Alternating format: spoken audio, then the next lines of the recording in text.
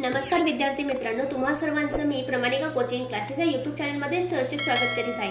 आपण बघणार आहोत इयत्ता 9वी मध्ये भाग 1 मधला संच चॅप्टर। त्यामध्ये आपण सराव संच क्रमांक 1.1 बघितला आहे। ज्यांनी कोणी बघितला नसेल या व्हिडिओच्या डिस्क्रिप्शन बॉक्स मध्ये मी लिंक देते, आधी बघायचा आहे तो व्हिडिओ। ठीक आहे, त्यामध्ये आपण काय शिकलो, गुणधर्म संच, गुणधर्म पद्धतीने संच कसा लिहायचा, यादी पद्धतीने संच कसा लिहायचा। ठीक आहे, आता याच्यामध्ये आपण शिकणार आहोत घटक संच, रिक्त संच, शांत संच आणि अनंत संच। ठीक आहे, आता बघूया घटक संच म्हणजे काय। ज्या संचामध्ये एकच घटक असतो, सोपं आहे, ज्याच्यात एकच घटक आहे त्याला काय बोललं जायचं, घटक संच। रिक्त संच, ज्या संख्या दिलेल्या गुणधर्माचा एकही घटक नसतो त्यास रिक्त संच म्हणतात। महत्त्वाचं म्हणजे सोप्या पद्धतीने जर रिकामा संच असेल तर त्याला काय बोलायचं, रिक्त संच। तो अशा पद्धतीने किंवा याला म्हणतात फाय या चिन्हाने तो काय असतो, दर्शवला जातो। आता शांत संच, जर तुम्हाला मी सोप्या भाषेत सांगितलं, ज्या संचातील घटकांची संख्या मर्यादित असते किंवा मोजता येते।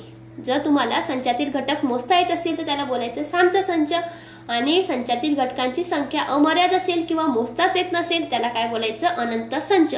जसं आपण अनंत संख्या बोलत असतो त्याच पद्धतीने आपण इथे काय करायचं, अनंत संच बोलायचा। चला तर मग आपण बघूया सराव संच क्रमांक 1.2। आता 1.2 मध्ये काय म्हटलं, खालीलपैकी कोणते संच समान आहेत ते सहकारण लिहा। आपल्याला 3 संच दिलेले आहेत, त्यापैकी कोणते संच समान आहेत ते आपल्याला सहकारण लिहायचं आहे। आता बघा, संच ए मध्ये काय दिलेले, हे सगळे गुणधर्म पद्धतीने संच दिलेले आहे। ठीक आहे, हे संच ए मध्ये ए बरोबर x हा असा घटक आहे की 3x - 1 बरोबर 2 संच पूर्ण। ठीक आहे, महिरपी कंस पूर्ण। आता बी मध्ये काय म्हटलं, कसा वाचायचं बघा, संच गुणधर्म पद्धतीचा संच कसा वाचायचा। बी बरोबर महिरपी कंसात x हा असा घटक आहे की x नैसर्गिक संख्या आहे पण x मूळही नाही आणि संयुक्तही नाही। ठीक आहे, सी बरोबर महिरपी कंसात x हा असा घटक आहे की x ही नैसर्गिक संख्या आहे। n काय असतो, नॅचरल नंबर म्हणजेच नैसर्गिक संख्या, पण इथे स्वल्पविराम दिलाय, x हा काय आहे, 2 पेक्षा लहान आहे, महिरपी कंस पूर्ण। चला तर मग आता हे संच समान आहेत की नाही, तिघांपैकी कोणते संच समान आहेत आपण बघणार आहोत। आता सगळ्यात महत्त्वाचं आपण काय करूया, फर्स्ट आपण संच 1 लिहून घेऊया। ठीक आहे, चला संच 1 घेतला। 1 ए बरोबर काय सांगितलं आपल्याला त्यांनी, x हा असा घटक आहे की 3x - 1 बरोबर 2। आपण काय करूया, त्याच्यामध्ये जे काही समीकरण दिलेले आहे ते आपण घेऊया। 3x - 1 बरोबर 2। आता हा 3x इथे बरोबर 2, हा -1 इकडं अधिक 1 बरोबर 3x बरोबर इकडे 3 येतात बरोबर आहे। x बरोबर 3 भागाकारामध्ये 3 3 1 3, म्हणून काय झालं, x बरोबर 1 आलं की नाही। म्हणून आपण इथे काय करूया, a बरोबर x काय आहे, 1 आहे, महिरपी कंस पूर्ण। याला काय नाव देऊया, 1, समीकरण 1। आता पुढे काय म्हटलेले आपल्याला बघा, b बरोबर काय सांगितलेले, x हा असा घटक आहे की x ही नैसर्गिक संख्या आहे। काय सांगितलं, नैसर्गिक संख्या आहे पण मूळही नाही आणि संयुक्तही नाही, पण मूळही नाही व संयुक्तही नाही। मग अशी कोणती संख्या आहे की ती जी मूळही नाही आणि संयुक्तही नाही, एकच संख्या आहे, ती कोणती आहे, महिरपी कंस पूर्ण, ती कोणती संख्या आहे, 1। म्हणून बघा कोणती संख्या आहे ती, 1, म्हणून b बरोबर 1। ठीक आहे, 1 ही काय आहे, इथे काय करूया आपण, 2 नाव देऊया। b का ही 1 काय ही संयुक्त ही संख्या नाही आणि मूळ ही संख्या नाही।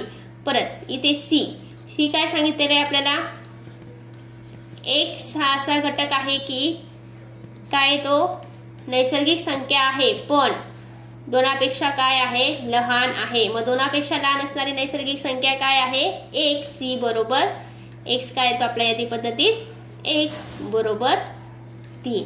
मग बघा, जर आपण समीकरण 1, 2 आणि 3 बघितलं तर काय येतं, संच काय आहेत, ए बी आणि सी काय आहेत, समान आहेत। म्हणून आता इथे मी लिहिते बघा, म्हणून समीकरण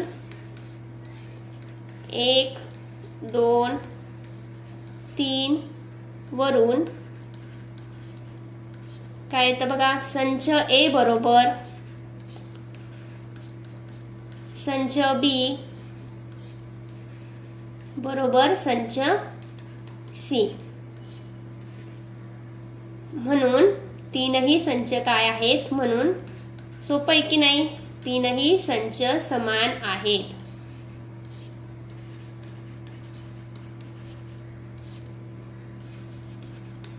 तीनही संच समान आहेत. बघा पुढचं बघूया. पुढे काय दिलेलं आहे, ए व बी समान आहेत का ते सहकारण लिहा.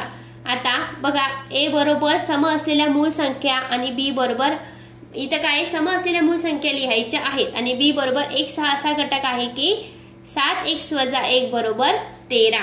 काय 7x - 1 बरोबर 13. आता आपल्याला काय सांगितलेलं आहे, सम असलेल्या मूळ संख्या, सम असलेल्या मूळ संख्या. ठीक आहे. मग बघा, सॉरी, ए बरोबर काय करायचे उत्तरात, इथे आपल्याला महिरपी कंस दिलेला नाही. ठीक आहे, झालं माझ्याकडनं, सॉरी, महिरपी कंस दिलेला नाही. आपल्याला काय करायचंय, मग फक्त ए बरोबर जे दिलेले आहे ते सम असलेल्या मूळ संख्या. मग आता जर आपण विचार केला, सम पाहिजे आणि त्या काय पाहिजे, मूळ संख्या पाहिजे. मग अशी कोणती संख्या आहे, फक्त एकच संख्या येते जी सम आहे आणि मूळ आहे. कोणती, 2. म्हणून बघा, ए बरोबर 2, महिरपी कंसात आपण काय केला, 2, याला नाव दिलं समीकरण 1. आता बी बरोबर काय दिलेले आहे आपल्याला, x हा असा घटक आहे की 7x - 1 बरोबर 13.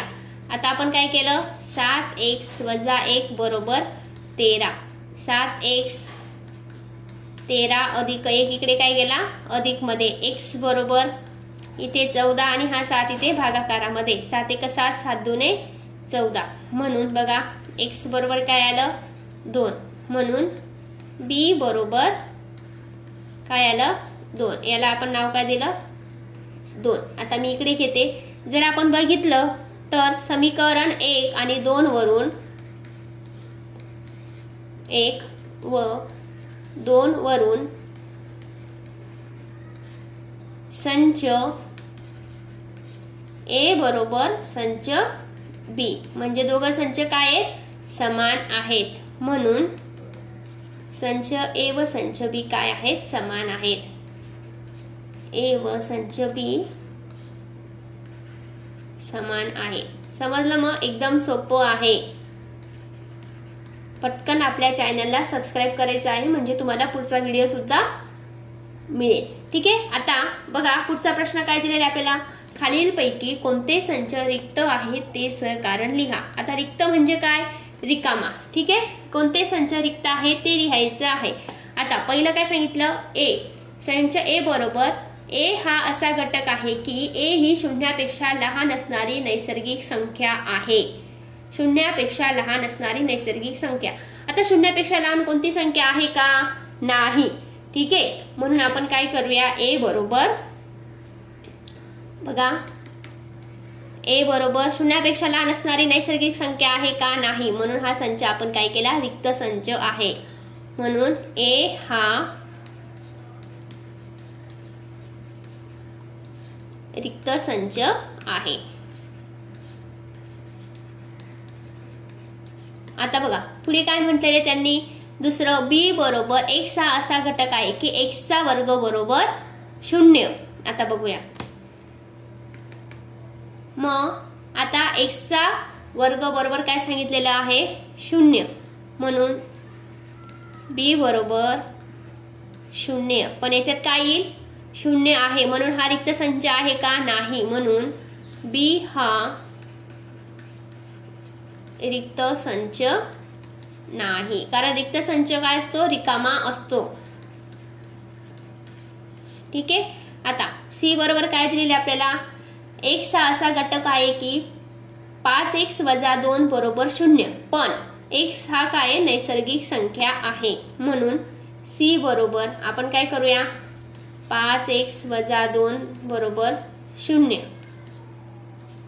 5x बरोबर 2x बरोबर 2/5. आता ही नैसर्गिक संख्या आहे का? नैसर्गिक संख्या आहे का? नाही. ठीक आहे, म्हणून सी बरोबर हा काय झाला रिक्त संच. सी हा नैसर्गिक संख्या नाही, पण त्यांनी काय सांगितलं होतं नैसर्गिक संख्या आहे. ठीक आहे, सी हा रिक्त संच आहे. रिक्त संच आहे, ही पूर्णांक संख्या आहे. ठीक आहे, त्यांनी सांगितलं होतं आपल्याला नैसर्गिक संख्या पाहिजे म्हणून. आता पुढे बघा आपल्याला काय सांगितलेले कोणते संच खालीलपैकी कोणते संच शांत व कोणते अनंत आहे ते सहकारण लिहा. आता शांत म्हणजे काय? जे मोजता येत असेल त्याला काय बोललं जातं शांत संच, आणि जे मोजता येत नाही त्याला बोललं जातं अनंत संच. आता बघा पुढचं काय दिलेलं आहे. ए बरोबर x हा असा घटक आहे की x हा 10 पेक्षा लहान, पण x ही नैसर्गिक संख्या आहे. 10 पेक्षा लहान आणि नैसर्गिक संख्या म्हणून बघा आपण संच ए लिहूया.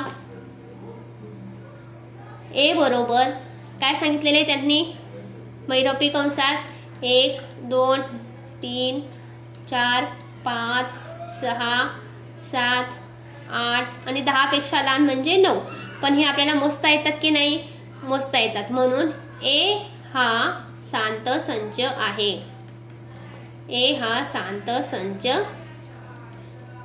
आहे. ठीक आहे, आता पुढे काय सांगितलेले बी बरोबर y हा असा घटक आहे की y हा 1 पेक्षा काय आहे लहान आहे आणि ती पूर्णांक संख्या आहे. ऋण 1 पेक्षा काय पाहिजे लहान संख्या पाहिजे, म्हणून बघा बी बरोबर ऋण 1 पेक्षा लहान संख्या ऋण 2 ऋण 3 ऋण 4 ऋण 5 ऋण 6 अशा किती आहेत अनंत आहे. म्हणून बघा आता मोजता न येणारे मग तो काय झाला अनंत, म्हणून बी हा अनंत संच आहे. बी हा अनंत संच आहे. ठीक आहे, आता पुढे काय दिलेले आहे आपल्याला त्यांनी सी तुमच्या शाळेतील 9वी मधील विद्यार्थ्यांचा संच. आता तुमच्या शाळेतील 9वी मधील विद्यार्थी ते मोजता येतात की नाही? हो मोजता येतात, म्हणून सी हा शांत संच आहे. शांत संच आहे. आता पुढे काय म्हटलेले त्यांनी तुमच्या गावातील रहिवाशांचा संच. आता तुमच्या गावातील रहिवाशी मोजता येतात की नाही? मोजता येतात, म्हणून बघा आपण काय करूया हा इथे कुठला संच म्हटलेला आहे की नाही, म्हणून हा शांत संच आहे, कारण रहिवाशी आपल्याला काय असतात मोजता येतात. हा शांत संच आहे. आता बघूया पुढे पुढे काय दिलेले आपल्याला तुमच्या गावातील रहिवाशांचा संच झालाय आपला. ठीक आहे, तरी पण मी परत लिहिते हा शांत संच आहे.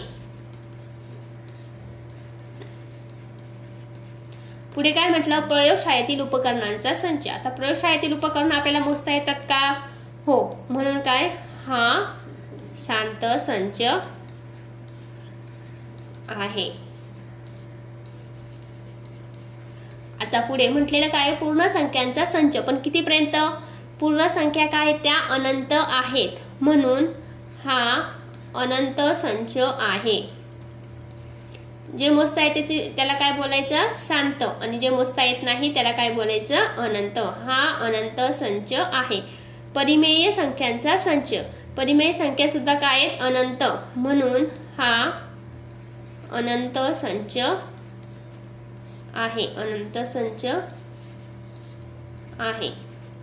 समजलं? मग शांत संच काय, अनंत संच काय, रिक्त संच काय? रिकामा असेल तर त्याला काय बोललं जातं? रिक्त संच बोललं जातं.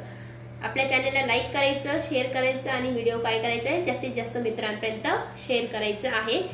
परत आपल्या चॅनलवरती नवनवीन व्हिडिओ येतील जेणेकरून तुम्हाला ते लवकरात लवकर तुमच्यापर्यंत पोहोचले जातील. त्याच्यासाठी बेल आयकॉनला काय करायचं तुम्ही क्लिक करायचं आहे.